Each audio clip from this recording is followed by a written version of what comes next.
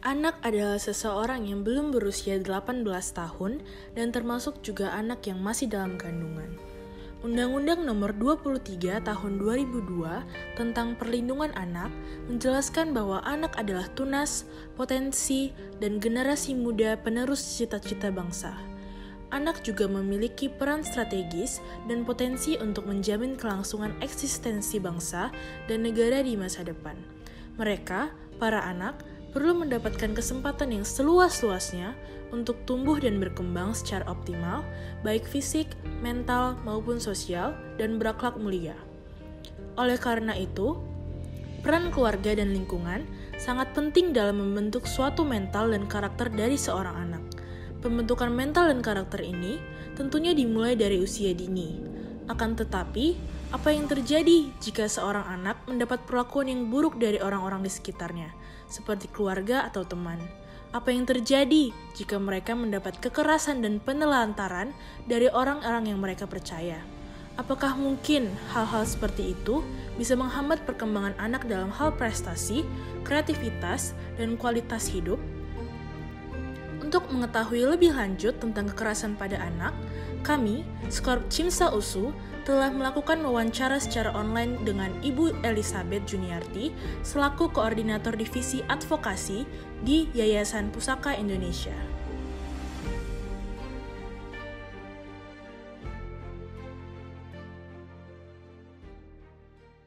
Oke.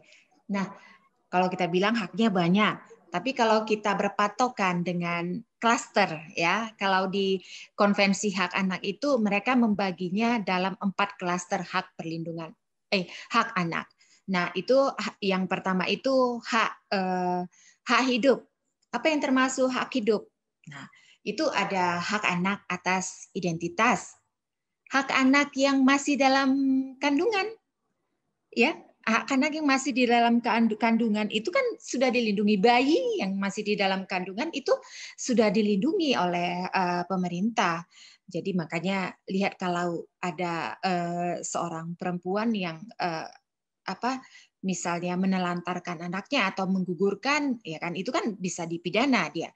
Nah, karena atau anak yang masih dalam kandungan itu dianggap sudah lahir kalau kepentingan hukumnya membutuhkan, misalnya bapaknya meninggal untuk kepentingan warisan, dia dianggap ada. Nah, itu bagian dari hak hidup.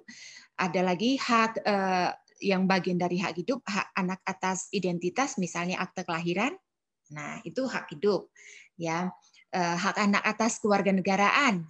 Nah, itu adalah bagian dari hak hidup, termasuk hak untuk anak memeluk ibadat agamanya. Nah, klaster yang kedua itu hak untuk tumbuh kembang. Ini segala jenis hak yang dibutuhkan oleh anak untuk dia tumbuh dan berkembang secara wajar. Misalnya apa? Hak atas pendidikan, hak atas kesehatan, kan gitu. Nah, hak untuk anak untuk bermain itu kan bagian dari hak anak di klaster hak anak untuk tumbuh kembang. Yang klaster ketiga itu hak anak atas perlindungan. Perlindungan dari apa? Nah, itu termasuk perlindungan dari kekerasan, perlindungan dari dari penelantaran. Nah, itu bagian dari perlindungan. Perlindungan ini jelas memang siapa yang memberikan, seperti saya bilang tadi, kewajiban negara, kewajiban orang tua, dan kewajiban masyarakat juga. Nah, baru yang keempat, klaster keempat itu adalah hak anak untuk berpartisipasi. Hak partisipasi apa? Hak anak untuk terlibat dalam menyuarakan pendapat dia, ya, dalam hal apa, ya, dalam hal misalnya mereka kalau dulu ada kongres anak, ya, hak anak untuk bermusyawarah lah, seperti kalau yang bagaimana dia menyalurkan pendapat dia, anak itu juga dijamin haknya gitu. Nah, itu dia klasternya.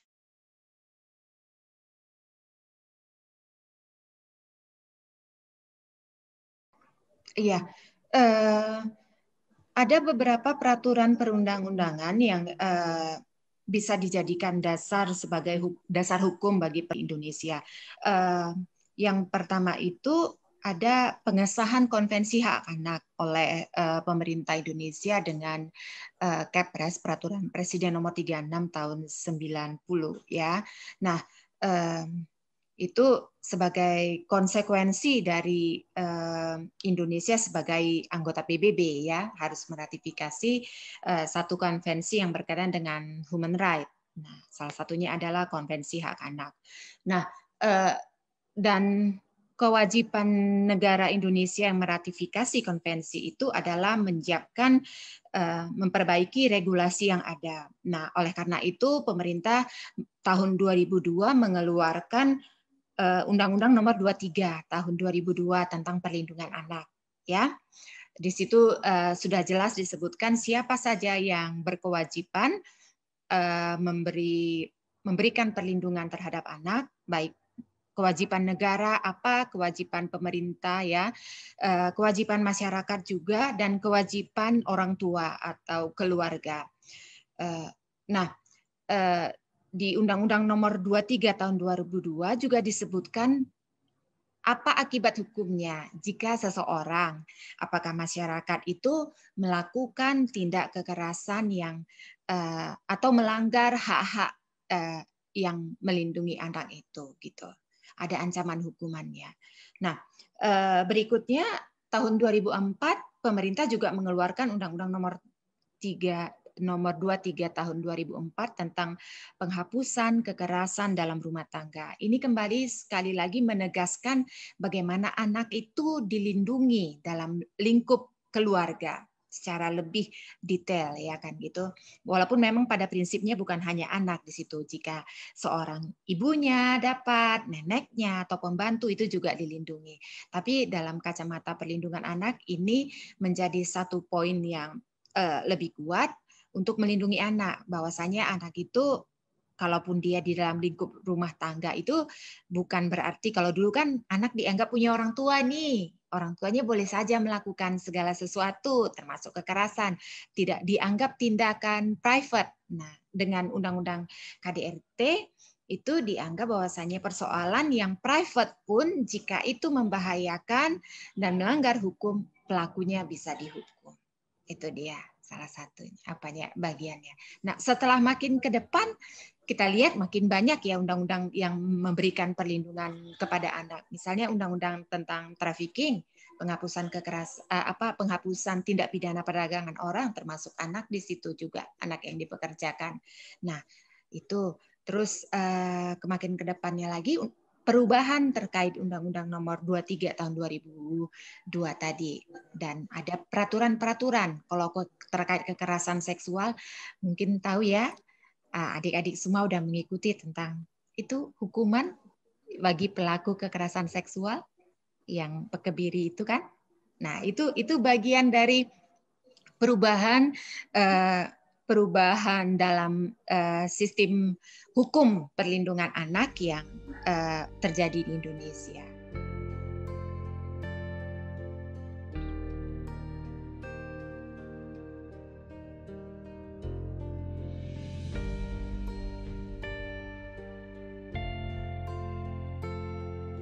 Dari berita-berita tersebut, dapat kita ketahui bahwa masih banyak kekerasan pada anak yang terjadi di Indonesia. Pada tahun 2018 sendiri, jumlah anak-anak di Indonesia mencapai sekitar 30,1% dari total penduduk Indonesia.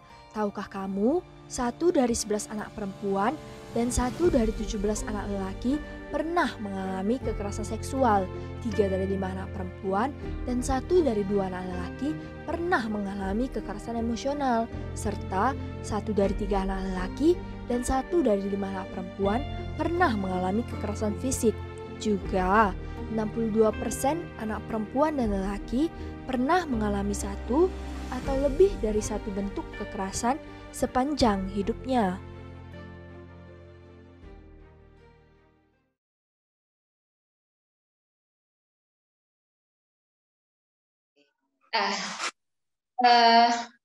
Kalau kasus ini tinggi sekarang, ya bukan berarti dulu nggak banyak kasus. Dulu pasti banyak kasus, cuman mungkin kesadaran masyarakat yang masih malu mengungkapkan, membawa kasus ini ke proses persidangan, ke pengadilan, itu yang belum banyak. Nah, sekarang ini karena kesadaran masyarakat untuk melihat bahwasannya ada kekerasan yang terjadi terhadap anak itu, walaupun misalnya itu dalam lingkup rumah tangga, mereka berani untuk melaporkannya gitu.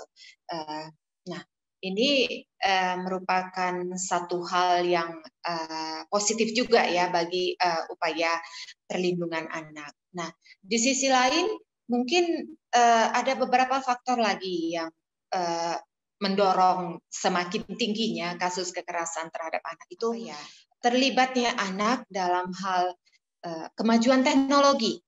Ya, lihat anak gampang sekarang mengakses mengakses internet, dan terkadang mungkin kontrol dari orang tua atau dari pendidik terhadap anak, informasi yang diakses anak itu membuat anak yang dalam memang secara psikologisnya dalam tahap ingin pengetahuan, mencoba segala sesuatu, itu bisa saja membuat anak terjerumus melakukan hal-hal yang melanggar hukum, apalagi yang berkaitan dengan melakukan kekerasan, ya, apakah itu kekerasan seksual ataupun fisik gitu. Nah, faktor yang ketiga yang juga sangat berpengaruh itu ya pergaulan. Jelas pergaulan anak, ya, semakin luas dia bergaul itu, jika tidak dikontrol, apalagi dengan orang-orang yang dalam tanda kutip bisa terlibat dengan penggunaan narkotika, ya, itu membuat anak juga menjadi rentan terlibat, menjadi korban ataupun pelaku satu tindak kekerasan.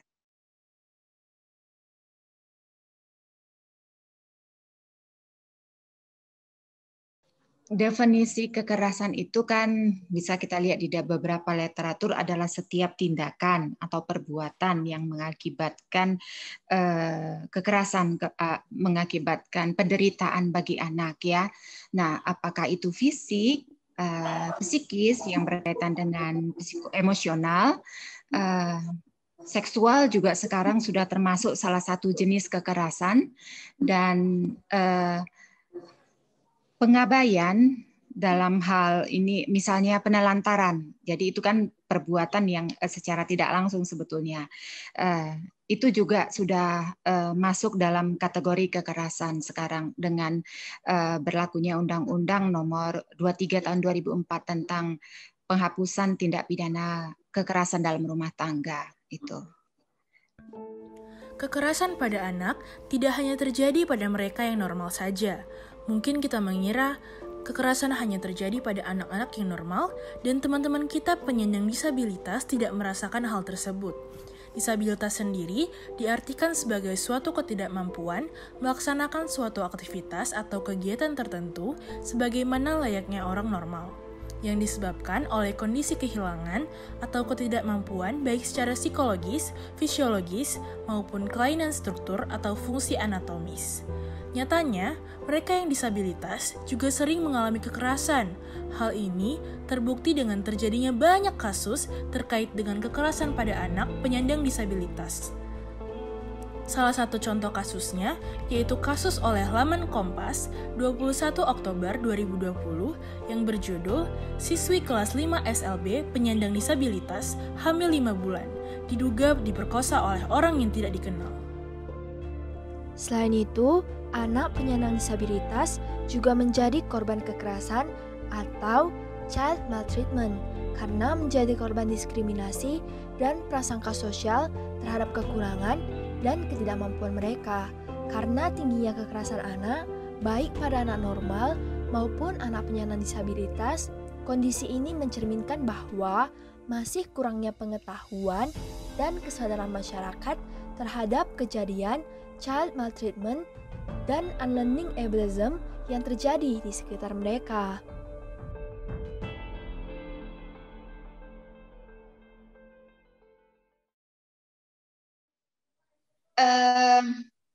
Sekarang itu tidak bisa kita kategorikan kelompok usia berapa yang paling rentan ya. Yang jelas kalau menurut undang-undang itu siapa saja yang bisa dimaksud dengan anak. Itu usianya 18 tahun ke bawah. Jadi mulai 0 sampai 18 tahun kan gitu. 18 tahun lebih 1 hari saja dia itu sudah tidak masuk kategori anak. Nah, kalau dilihat usia yang masih kecil juga usia sekitar 4 ya. Ada bahkan ibu pernah mendampingi anak usia 2 tahun yang mendapat kekerasan seksual oleh tetangganya atau oleh kakeknya gitu ya. Nah, jadi usia anak dari usia balita sampai usia 18 tahun itu juga tetap rentan dengan kekerasan. Apakah itu kekerasan seksual, fisik, kekerasan seksual. Hanya kalau kita bilang siapa saja yang menjadi pelakunya, itu yang juga pasti umumnya itu adalah orang yang terdekat dengan anak. Siapa orang yang terdekat dengan anak? Nah, kalau dalam lingkup keluarga siapa? Yang pasti orang tua, bisa orang tua, bisa keluarga, bisa abang, bisa saudara yang lain kan gitu, bisa kakek juga. Nah, lebih besar lagi siapa? Tingkat tetangga. Banyak juga tetangga yang melakukan kekerasan kepada kepada anak tetangganya gitu ya. Nah, lebih luas lagi siapa dalam lingkup pergaulan, pendidikan? Siapa? Otomatis kan orang yang kenal dengan anak siapa? Gurunya, teman pergaulan dia, gitu kan? Nah, itu faktor orang yang dekat dengan anak atau dikenal anak itu adalah orang yang biasanya paling pertama kalau rentan menjadi pelaku kekerasan terhadap anak. Itu dia. Kekerasan pada anak terbagi menjadi 5 jenis, yaitu kekerasan fisik, kekerasan emosional, kekerasan seksual, pengabaian dan penelantaran, dan kekerasan ekonomi atau eksploitasi.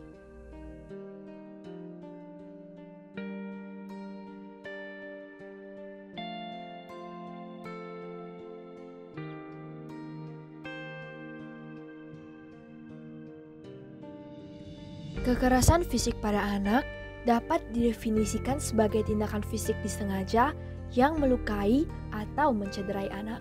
Kekerasan pada fisik ini bisa berupa pukulan, tamparan, tendangan, cubitan, dan lain-lain. Orang tua biasanya dengan sengaja melakukan kekerasan fisik untuk mendisiplinkan anaknya. Padahal masih ada cara lain untuk mendisiplinkan anak tanpa menggunakan kekerasan fisik yang tentunya akan meninggalkan trauma pada dirinya. Kekerasan fisik tidak hanya dilakukan oleh orang tua, melainkan juga teman sekolah.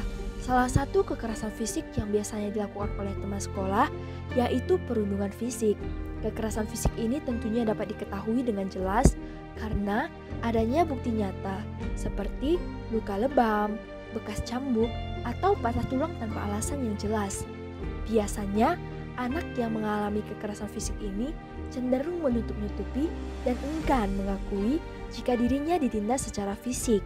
Hal ini disebabkan karena anak-anak yang mengalami kekerasan fisik tersebut takut diancam oleh pelaku kekerasan fisik. Kekerasan emosional pada anak adalah kekerasan yang menimbulkan rasa sakit mental, ketakutan, atau tekanan kepada anak.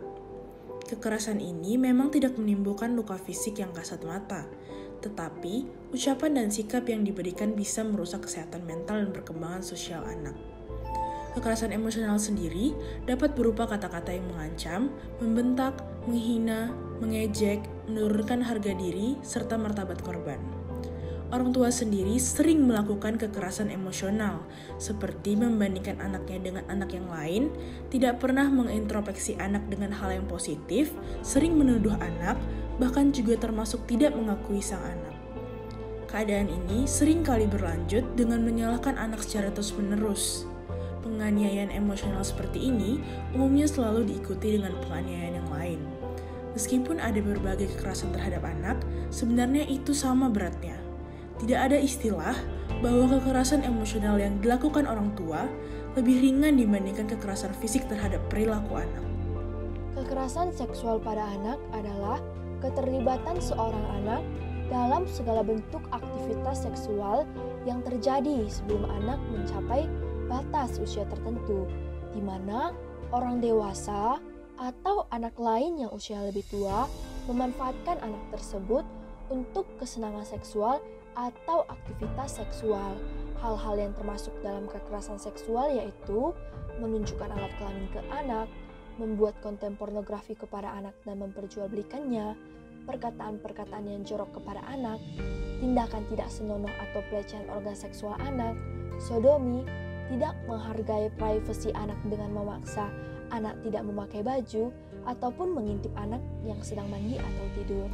Baik anak laki-laki maupun perempuan dapat menjadi korban kekerasan seksual, namun anak perempuan lebih cenderung mengalaminya.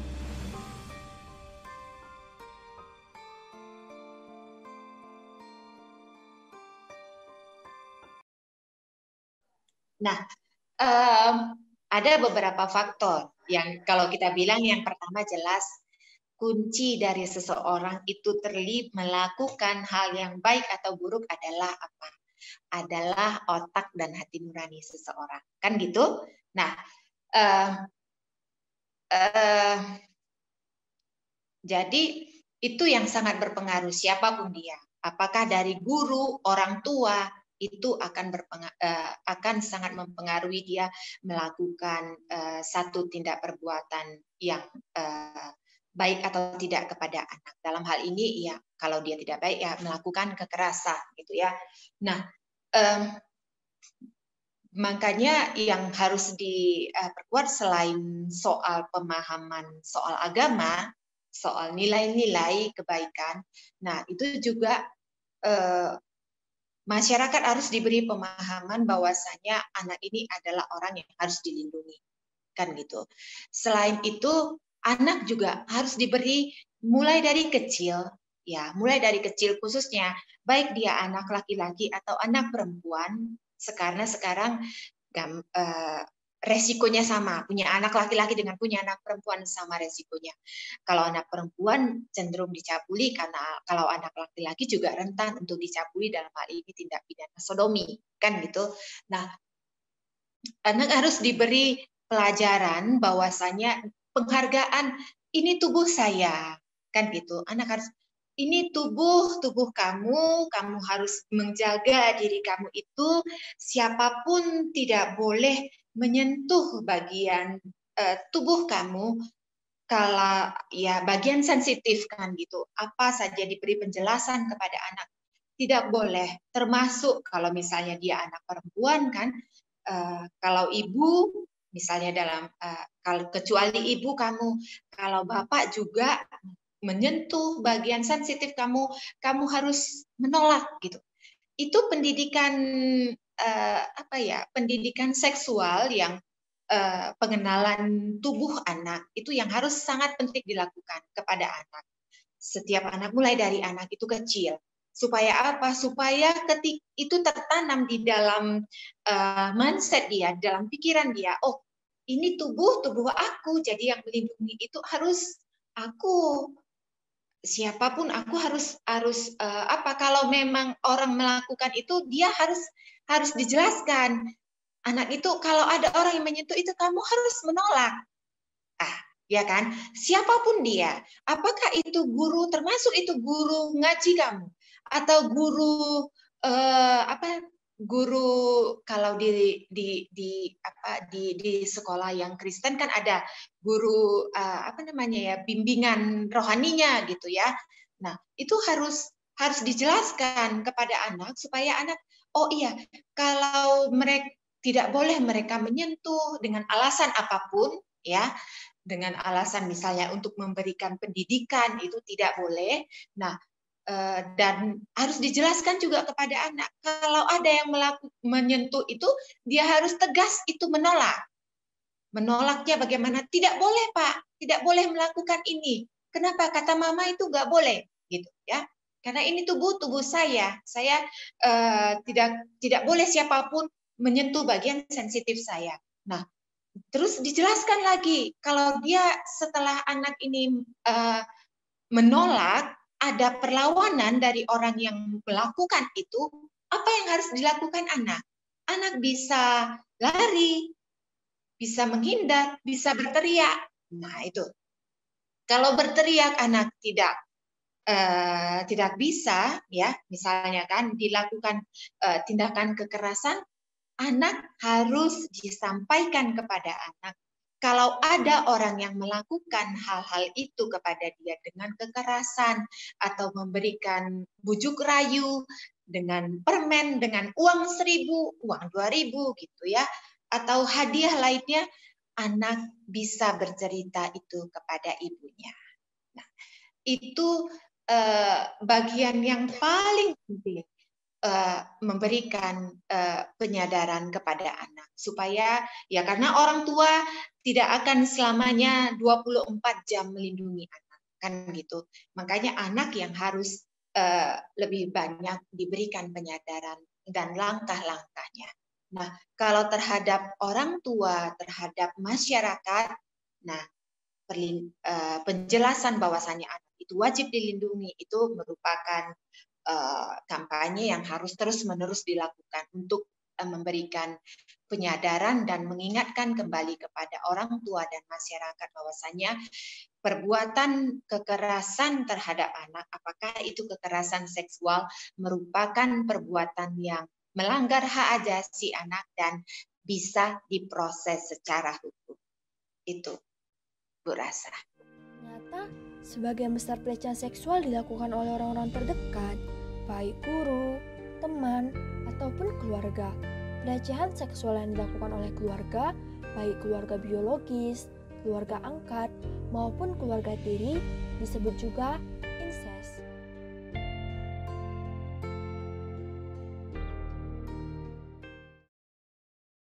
Misalnya kemarin yang kalau dia korban incest itu rata-rata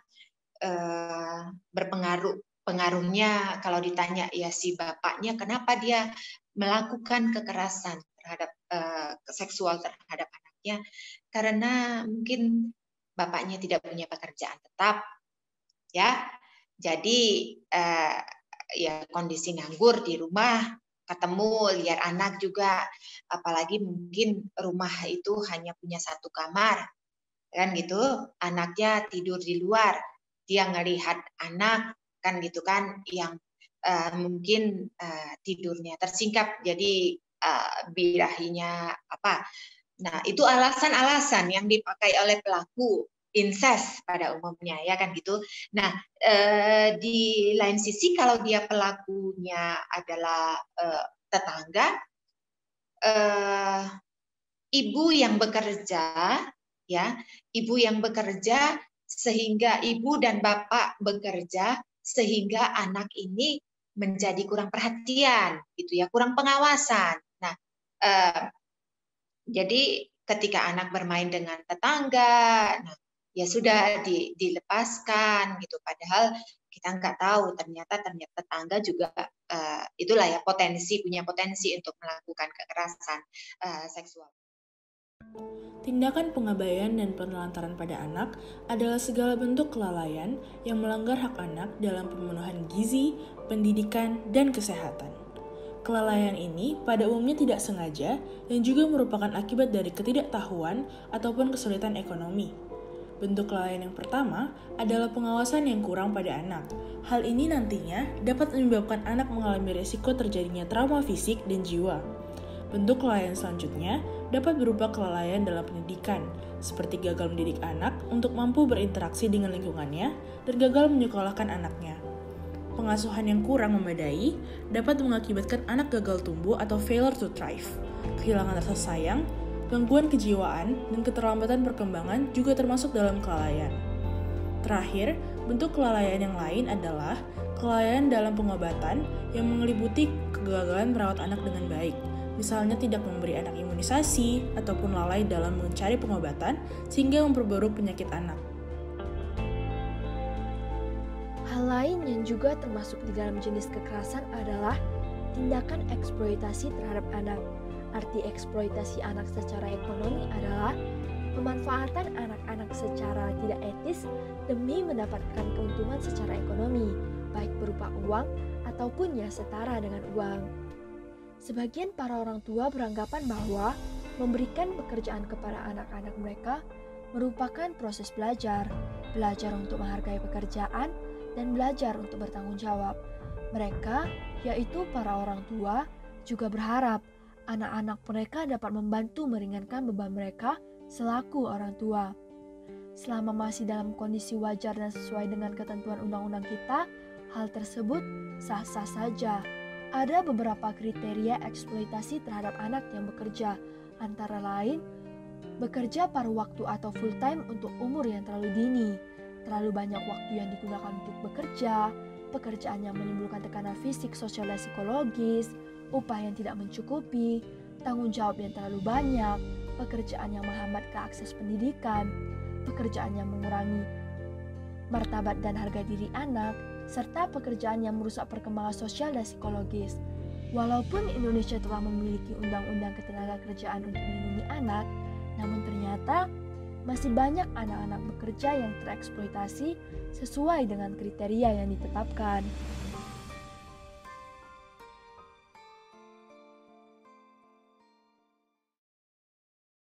Tapi memang karena kasus yang banyak muncul yang kita tangani kita ditangani Pusaka itu memang kebanyakan adalah korban yang ekonominya menengah ke bawah. Tapi bukan berarti ini ya supaya kita jangan menjudge aja, bukan berarti kasus untuk golongan menengah ekonomi ke atas itu tidak ada. Ya, itu kemungkinan bisa saja terjadi, tapi apakah ini kasusnya terungkap atau tidak, kan itu saja. Pelaku orang tua korban melaporkan atau tidak gitu. Nah, kalau untuk beberapa ada memang yang konseling ke ibu ya kan gitu, ke konseling terkait kelihatannya dia mencurigai anaknya ini sudah menjadi korban kekerasan. Tapi mungkin ya, tapi dalam taraf pacaran kan gitu, untuk usia yang lebih besar, dan ya kemungkinan karena mereka tidak melanjutkan pendampingannya hanya setaraf konseling, ya sudah, kita tidak bisa mengintervensi kasus itu gitu. Tapi bukan yang mau saya tekankan di sini, kekerasan terhadap anak, apakah itu kekerasan seksual, bukan saja terjadi pada masyarakat yang menengah ke bawah, tapi dia tidak tertutup kemungkinan dia terjadi pada menengah ke atas. Itu dia.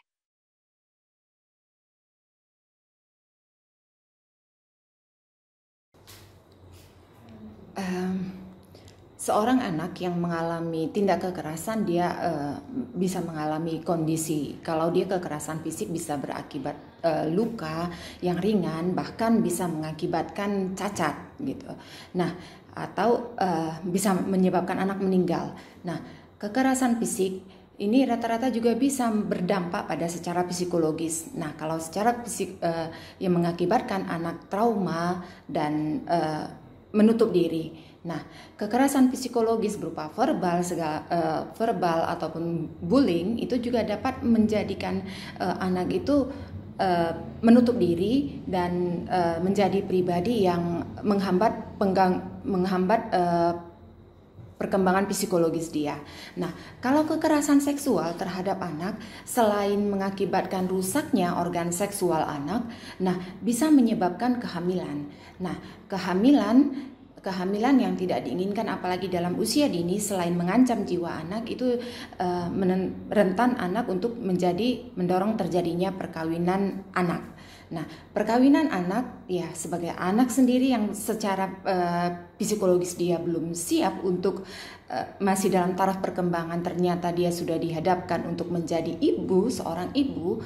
Nah, ini jelas akan tidak hanya mengganggu pada si anak itu dia juga dapat berakibat pada anak yang dilahirkannya.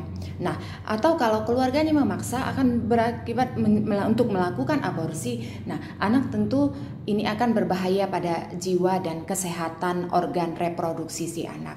Nah, kekerasan yang berakibat trauma apabila tidak ditangani secara benar dan anak menyimpan itu sendiri, itu dapat membuat anak bisa menjadi pelaku. Kalau kita ingat ada beberapa peristiwa kekerasan misalnya yang dilakukan oleh Robert Gedet yang mensodomi sekian banyak anak jalanan, itu karena apa? Karena dia awalnya adalah sebagai korban, masa kecilnya dia adalah korban tindak pidana sodomi yang dilakukan oleh orang dewasa. Jadi dia bisa cenderung untuk menjadi pelaku baru lagi. Dan ini akan sangat berbahaya juga, tidak bagi pelaku ataupun bagi lingkungan sekitar anak. Kekerasan pada anak dapat menimbulkan banyak sekali dampak buruk bagi sang anak yang mengalaminya. Kekerasan dapat menyebabkan tumpulnya hati nurani sang anak, menghambat pertumbuhan moral anak, tidak memiliki kepercayaan diri, dan patuh berlebih terhadap atasan atau orang yang berlaku kasar. Kekerasan seksual juga dapat menyebabkan anak merasa tidak berharga. Para ahli dari Universitas Toronto, Kanada, menyimpulkan 49% orang dewasa yang terserang kanker kebanyakan mengalami kekerasan fisik. Kekerasan fisik ternyata tidak hanya menimbulkan trauma psikologis, tetapi juga berdampak pada kesehatannya. Anak-anak korban kekerasan fisik beresiko terserang kanker di usia dewasa.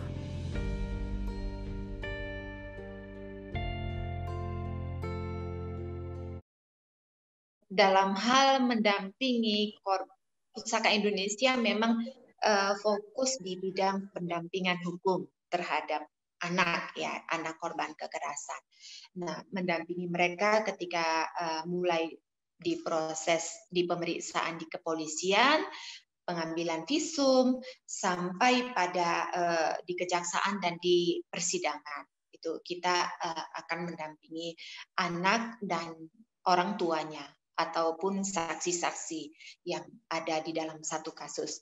Nah, untuk kebutuhan lain, misalnya kalau anak korban itu kan dia membutuhkan layanan lain, misalnya terkait layanan kesehatan. Nah, untuk kesehatan kita akan melakukan rujukan melalui jaringan pusaka dengan Dinas Pemberdayaan Perempuan dan Perlindungan Anak, misalnya, atau dengan rumah sakit untuk merujuk anak mendapatkan akses layanan kesehatan ke rumah sakit. Ya. Nah, untuk psikologisnya juga. Nah, apakah dia ke lembaga psikolog yang ada di rumah sakit pemerintah, atau jika berbahaya mungkin dia membutuhkan psikologi yang umum yang khusus gitu kan. Nah, kita akan mencoba melakukan rujukan anak ke lembaga psikologis tersebut. Nah, untuk anak-anak yang dalam tanda kutip korban kekerasan yang pelakunya adalah melibatkan keluarga terdekat, apalagi bapaknya, ini kebanyakan korbannya itu dia tidak hanya mendapatkan tekanan dari ibunya. Jadi dia rata-rata anak kalau pelakunya adalah orang tua dan keluarga terdekat, ini anak membutuhkan layanan lain, misalnya layanan untuk keluarga asuh, ya. Nah, kita akan melihat apakah memang keluarga besar anak itu bisa mengasuh si anak atau tidak. Karena ibunya biasanya rata-rata ini kebanyakan ibunya akan melindungi berpihak pada bapaknya. Apalagi kebanyakan kalau ibunya itu si bapak adalah pencari nafkah tunggal. Ibu pasti akan menolak dan bahkan dalam tanda kutip ya dia mengapakan si korban. Nah, seperti ya membuang si korban inilah gitu. mendesak-desak si korban bahwasanya untuk mencabut laporan segala macam.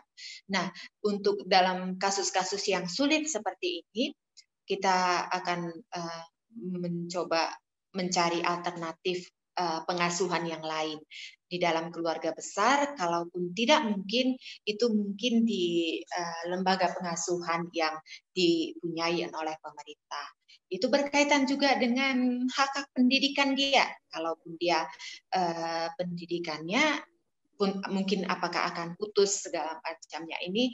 Nah, ini yang akan kita koordinasikan senantiasa dengan stakeholder terkait gitu ya.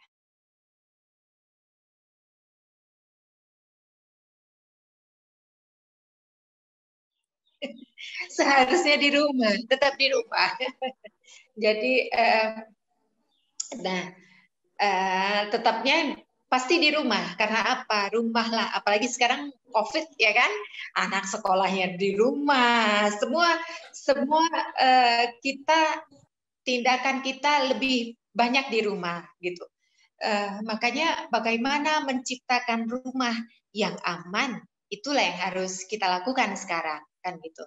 Nah, peran siapa yang paling berperan di sini?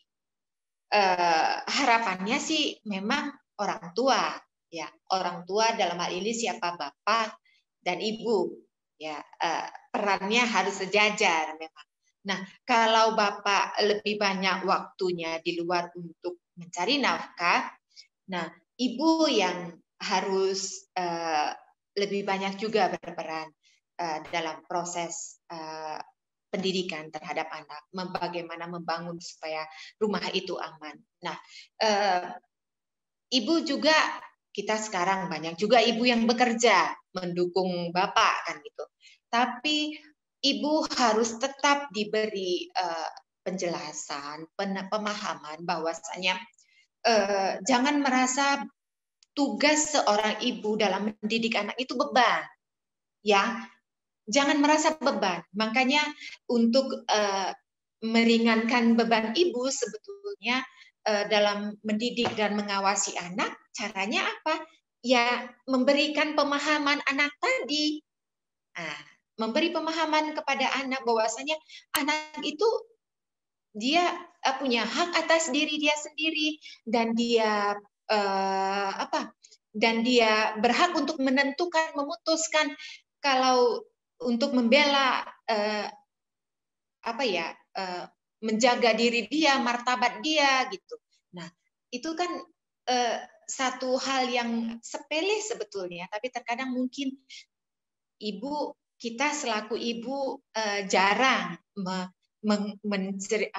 mencurhatkan gitu, menganggap anak sebagai pribadi yang memang pribadi yang murni gitu, bukan anak yang harus ikut omongannya ibu, anak itu harus turut perintah begini gitu. Tapi kalau ini dengan proses menjelaskan bahwasanya dia adalah pribadi yang utuh dan dia punya itu kan akan kalau bagi ibu itu udah 50% meringankan beban ibu. Karena apa?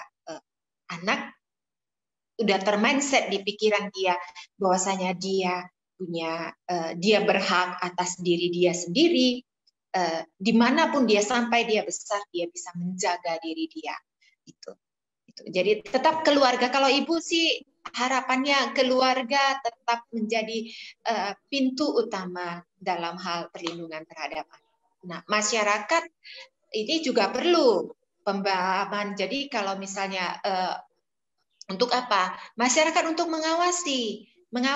Tadi anak sudah, kalau anak ini dilakukan, seperti saya bilang kan, kalau lingkaran itu makin besar, seperti bahwa makin besar juga perannya, termasuk juga negara. Itu dia. Perlindungan anak adalah segala kegiatan untuk menjamin dan melindungi anak dan hak-haknya agar dapat hidup, tumbuh, berkembang, dan berpartisipasi secara optimal sesuai dengan harkat dan martabat kemanusiaan, serta mendapat perlindungan dari kekerasan dan diskriminasi. Pencegahan kekerasan kepada anak dapat dilakukan dengan memberikan pendidikan kepada orang tua tentang cara pengasuhan anak.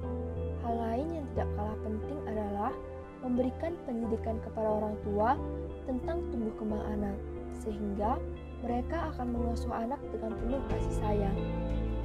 Anak juga perlu diberikan pendidikan tentang pengertian perlakuan salah dan bagaimana cara menghindari perlakuan salah dan eksploitasi. Anak juga harus tahu bahwa mereka punya hak untuk bebas dari perlakuan salah dan eksploitasi.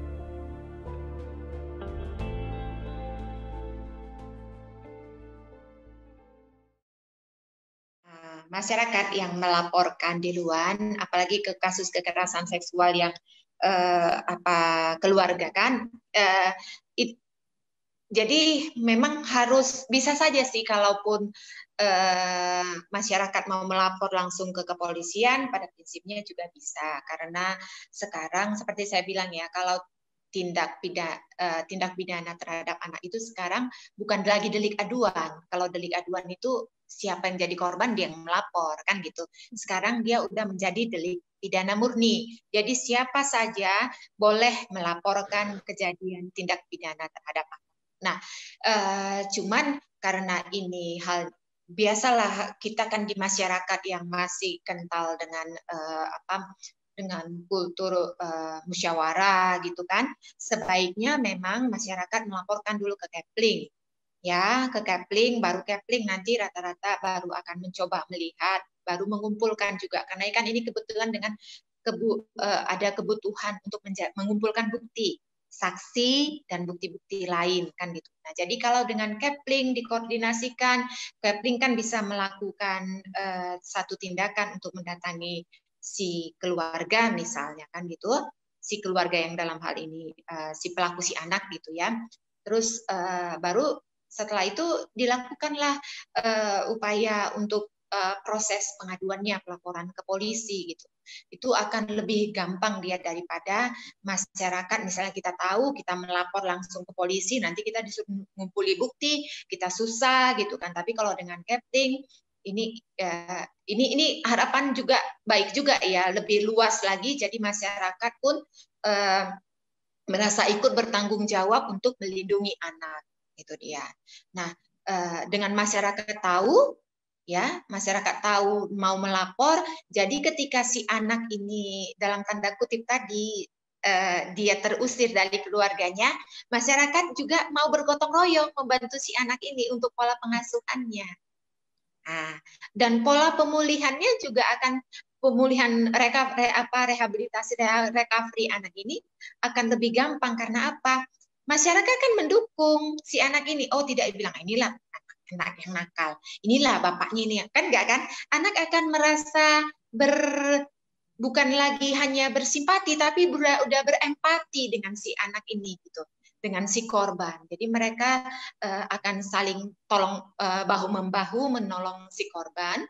Efek pendidikannya lagi, pencegahannya akan jadi lebih luas. Jadi masyarakat ngelihat, oh kalau ada di rumahnya Bapak Sianu melakukan begini. Jadi yang lain kan akan menjaga anaknya juga kan. Menjaga mereka, pendidikannya akan lebih kayak gitu dia. Lebih banyak lagi masyarakat akan merasa terdidik untuk, oh tidak boleh ternyata begitu. Jadi dia akan mewanti-wanti untuk melakukan kekerasan terhadap anaknya. Gitu. Itu sih. Penyebab tingginya angka kekerasan pada anak adalah kurangnya kepedulian masyarakat di sekitar korban. Sebagai contoh, adanya anggapan bahwa percocokan dalam rumah tangga merupakan hak masing-masing rumah tangga yang orang lain tidak perlu ikut campur. Padahal, dalam percocokan rumah tangga, sering terjadi kekerasan. Orang tua memarahi anak dengan alasan mendidik, tetapi terkadang kemarahan orang tua, terutama sang ayah pada anak, didasari emosi yang terkadang mengakibatkan tindakan penganiayaan dan menyebabkan anak mengalami penderitaan. Melihat kejadian di atas, perlu peran lingkungan untuk ikut peduli dengan kejadian yang menimpa keluarga lainnya. Apabila lingkungan berani menegur atau mencegah terjadinya kekerasan pada anak, berarti satu nyawa dapat terselamatkan.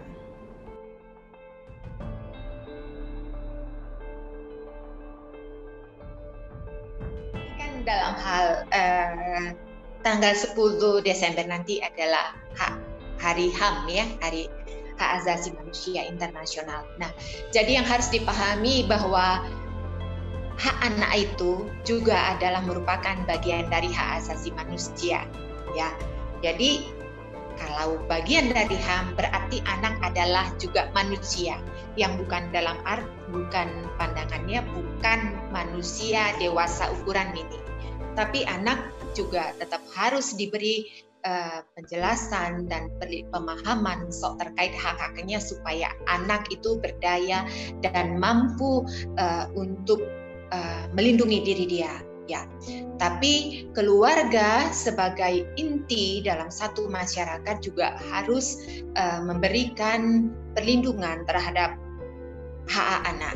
Masyarakat juga tetap harus berperan serta sebagai dalam skop yang paling besar untuk apa? Untuk memberi perlindungan juga, mengawasi perlindungan anak yang ada di dalam, apakah di dalam keluarga ataupun di dalam masyarakat situ, khususnya ini yang berkaitan dengan pergaulan anak ya.